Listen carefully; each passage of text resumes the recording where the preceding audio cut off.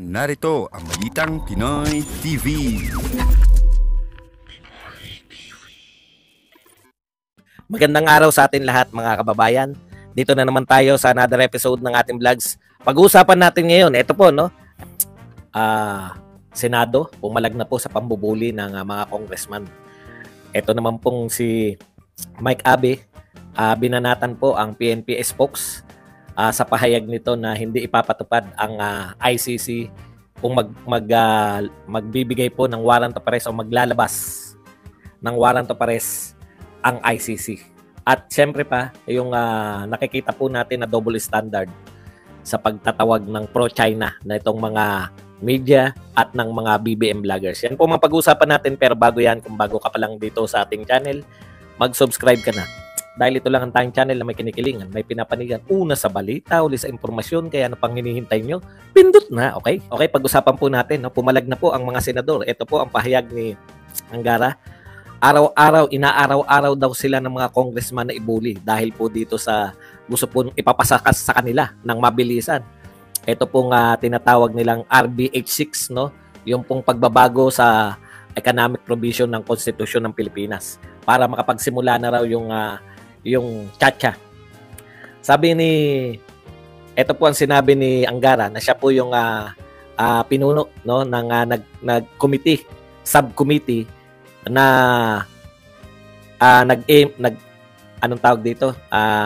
naghihiring po no dito po sa charter change sa Senado no.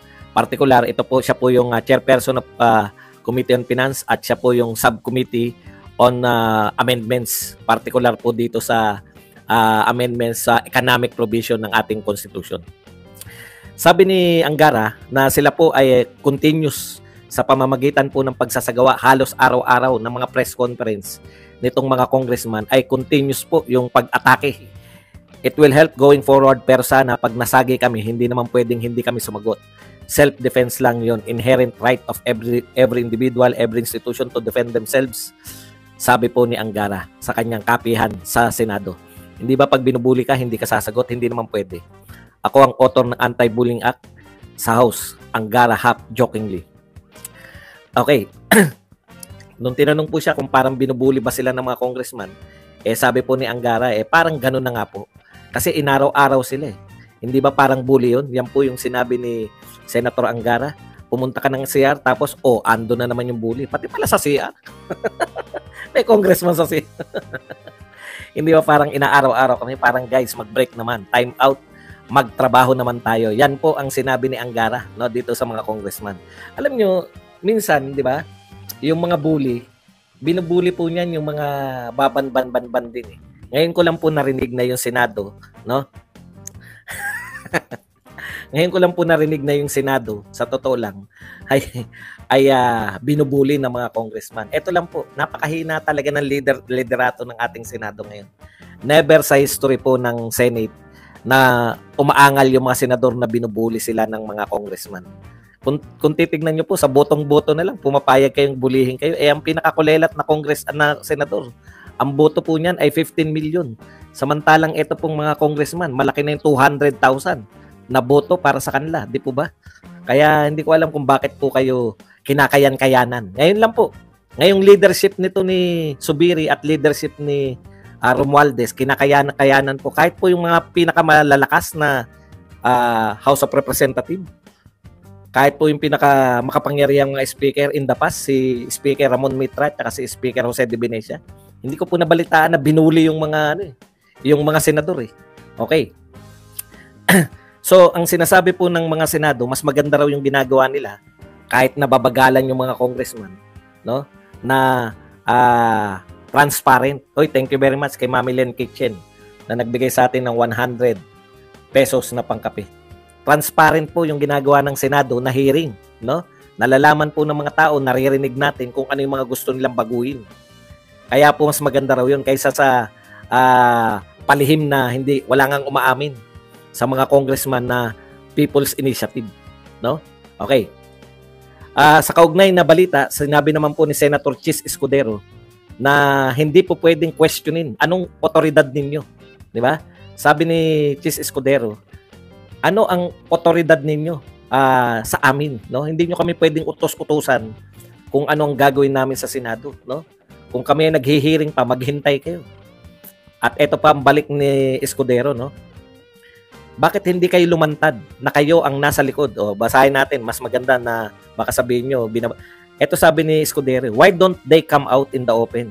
Be accountable, and admit to the public that they are truly the ones behind this pecking people's initiative instead of doing a striptease. Di ba? Tinawag po niya yung unti-unting paghuhubad, striptease. Itong ginagawa nila. Bakit striptease? O, eto po, pinaliwanag ni Tis Escudero. Nung una daw, sabi nila, wala silang kinilaman. Then, sumunod na sinabi nila ay facilitator, but not orchestrator.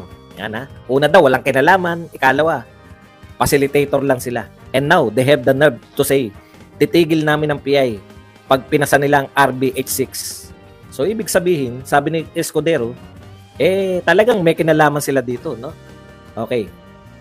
At sinabi pa ni Escudero, hindi po pwede na yung mga tao na nakatira sa salamin na bahay, glass house, should not throw stones. Dapat.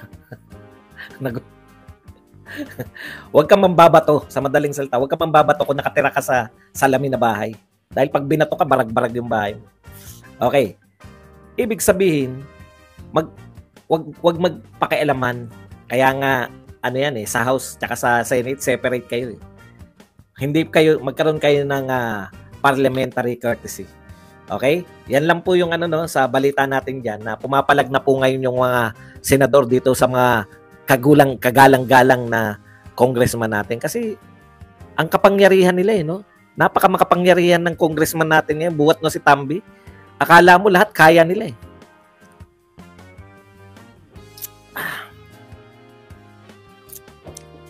Akala mo, sila yung pinakamakapangyarihan mga tao ngayon sa buong mundo. Okay, punta na po tayo rito sa kay Mike Abe. Napanood ko, ayaw ko na sana talakayin itong mga vlogger, kaya lang hindi ko po mapalampas no? Na sinasabi ni Mike Abe na binabanatan niya yung PNP spokesperson, si Colonel Jean. Ano nang apelyido ni Colonel Jean? Pahardo. No?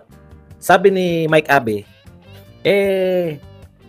bakit daw nagsasalita ng tapos itong si Colonel Jean Pahardo na nagsabi po siya na kahit daw maglabas ang ICC ng warrant of arrest ay hindi nila ipapatupad, hindi nila aarestuhin itong si dating Pangulong Duterte.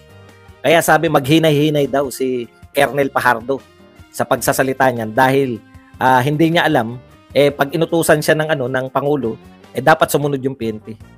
Ito po talaga nahihiwagaan ako. Dalawa lang po tapos sinabi pa po ni Mike Abe para mas malinaw lang po. Sabi pa ni Mike Abe, nilinaw na nga ni Guevara na ang magpapatupad ng warrant of arrest ay ang PNP. Doon na po sumabog yung utak ko. No? Teka muna. Parang hindi ganyan yung pagkakatanda ko. Kaya po nag-research po ako baka may bago nga sinabi ang Pangulo at saka si Guevara, no? Cool ka lang. Elpidio Pabian. Cool ka lang.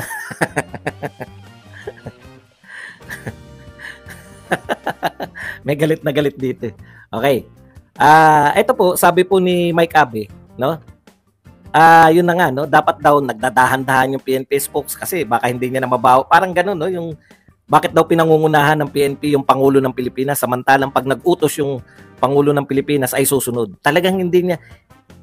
Dalawa po yung hinala ko dyan, no? Is either fake news si Mike Abe sa sinasabi niya na yung PNP ay uutusan para dakpin si Digong kung may ICC warrant of arrest or hindi niya talaga nauunawaan, no? Ako, hindi siya fake news. Hindi niya lang talaga nauunawaan ang mga pahayag. Ililinaw ko lang po wala pa rin pong pagbabago. Okay, tinignan natin, no? Yung sinasabi ni Jean Pahardo, tama po 'yun. Nagpahayag po si Jean Pahardo si Colonel Jean Pahardo na kung sakali na i-issue ng warrant of arrest ang ICC, hindi nila ipapatupad, no? Malinaw po 'yan dahil usapin to ng jurisdiction. Usapin po ng usapin po to ng jurisdiction, usapin po to ng pagsasarili ng Pilipinas at walang jurisdiction sa kanila yung ICC. Okay, ikalawa. Ito po ay nakabatay sa pag-uutos ni Pangulong Marcos, no? Na paulit-ulit na nga, 'di ba? Sabi na nga ni Pangulong Marcos, walang jurisdiction ang ICC. Pwede silang pumasok dito, pero pangkaraniwan tao hindi makikipagtulungan. Parang hindi yata nauunawaan to ni Mike Abe. Hindi makikipagtulungan. Tama 'yan, makinig kayo yung mga fans ni Mike Abe para nauunawaan nyo yung hindi maunawaan ng hinahangaan nyo, no? Hindi makikipagtulungan ang mga ahensya ng gobyerno sa ICC. Sino nagsabi niyan? Si Maudigs ba? Si Digong ba? Hindi. Si Pangulong Marcos. Okay, ngayon, akala ko may sinabi bago si Minardo de Guevat. Ito na nga mga kabalita. Ano na ang masasabi nyo patungkol sa balitang ito?